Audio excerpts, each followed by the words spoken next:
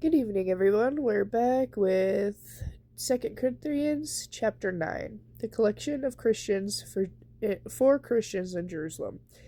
I really don't need to write to you about this gift for the Christians in Jerusalem, for I know how eager you are to help, and I've been boasting to our friends in Macedonia that you Christians in Greece were ready to send an offering a year ago.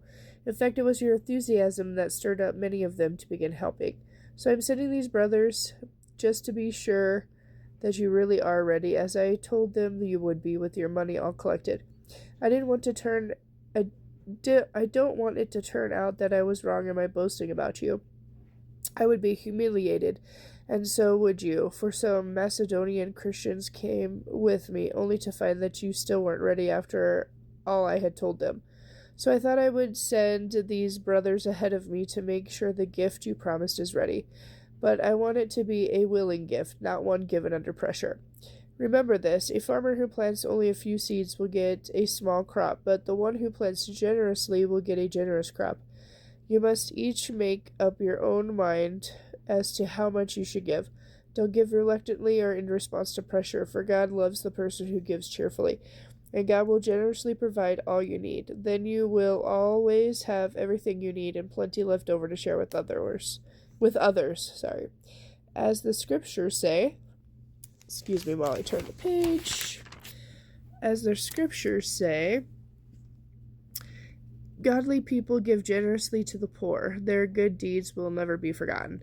For God is the one who gives seed to the farmer and then bread to eat. In the same way, he will give you many opportunities to do good. He will produce a great harvest of generosity in you. You will be enriched so that you can give even more generously. And when we take your gifts to those who need them, they will break out in thanksgiving to God. So two good things will happen. The need of the Christians in Jerusalem will be met, and they will joyfully express their thanksgiving to God.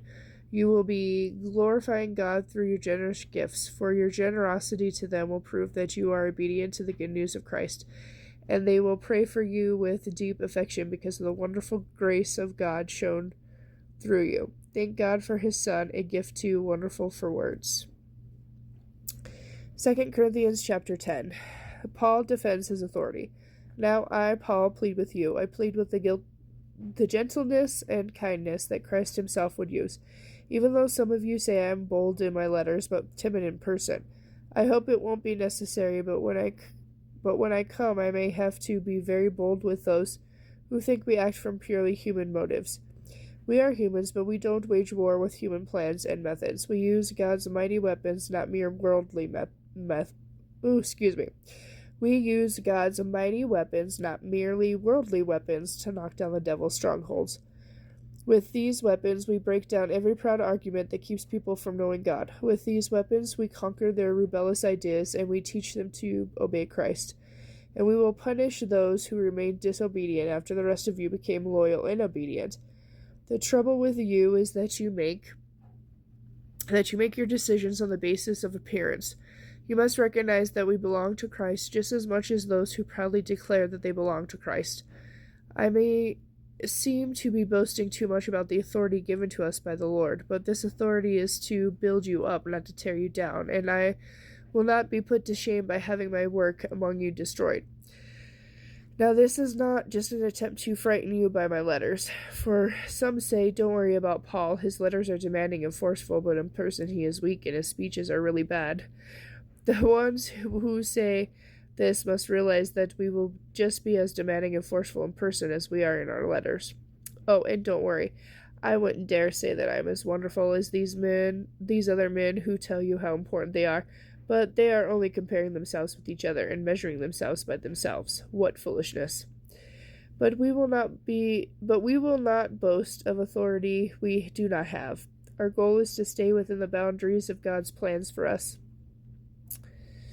And this plan includes our working there with you. We are not going too far when we claim authority over you, for we were the first to travel all the way to you with the good news of Christ. Nor do we claim credit for the work someone else has done. Instead, we hope that our faith will grow and that our work among you will be greatly enlarged. Then we will be able to go and preach the good news in other places that are far beyond you, where no one else is working. Then there will be no question about being in someone else's territory. As the scriptures say, the person who wishes to boast should boast only for what the Lord has done. When people boast about themselves, it doesn't count for much. But when the Lord commands someone, that's different. Okay, and later I'll be back with 2 Corinthians chapter 11.